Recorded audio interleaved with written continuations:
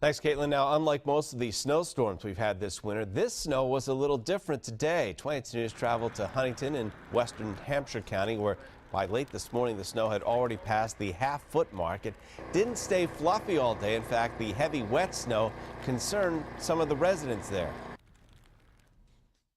We have to shovel for the dog in the morning so that he can go out, and it was light and fluffy at first, and then it started to get a little heavier.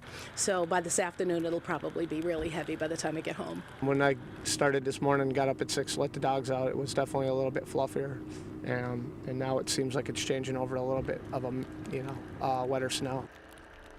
Wet or dry, the Berkshires and the hills west of the Pioneer Valley could be measuring more than a foot of snow by the end of the day.